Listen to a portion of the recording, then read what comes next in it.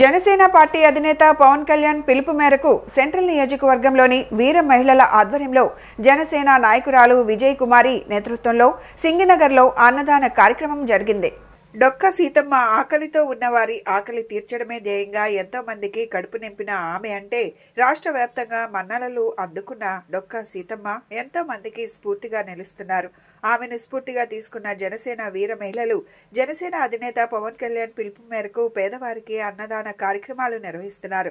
ఎలా అయితే డొక్క సీతమ్మ తానే స్వయంగా తన చేతులతో వండిపెట్టిన భోజనాన్ని ఆకలితో ఉన్నవారికి పెట్టి ఆకలి తీరుస్తుందో అదే రీతిలో జనసేన వీర మహిళలు స్వయంగా తమ చేతులతో వండిన వంటలను ప్రజలకు వడ్డించారు. గత 7 నెలలుగా సింగనగర్ పైపుల్ రోడ్ ఆంజనేయ స్వామి గుడి వద్ద అన్నదాన కార్యక్రమాలను చేపట్టారు. డొక్కా సీతమ్మ గారి భోజనశాలలో అన్ని చోట్ల ఉండాలని మా పవన్ కళ్యాణ్ గారు ఒక ఆలోచన, ఆశయం కూడాను. ఆ ఆశయంతోనే మేము ఎప్పుడు ముందుకు వెళదామని ఈ డొక్కా సీతమ్మ గారి చారిటబుల్ ట్రస్ట్ని స్టార్ట్ చేశాము.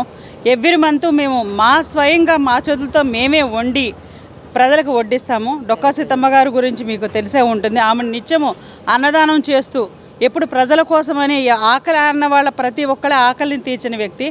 ఆమె స్ఫూర్తితోనే పవన్ కళ్యాణ్ గారు డొక్కా సీతమ్మ గారి భోజనశాలలు రావాలని అనుకున్నారు. అదే స్ఫూర్తితో మేము కూడాను డొక్కా సీతమ్మ గారి చారిటబుల్ ట్రస్ట్ని మేము స్థాపించాము. ఎవ్రీ మంత్ మేము ఆ భోజనం వడ్డి మా చేతులతో మేమే వండి వడ్డిస్తామండి. దాదాపు 300 మెంబర్స్ దాకా తింటారండి ఎవ్రీ మంత్.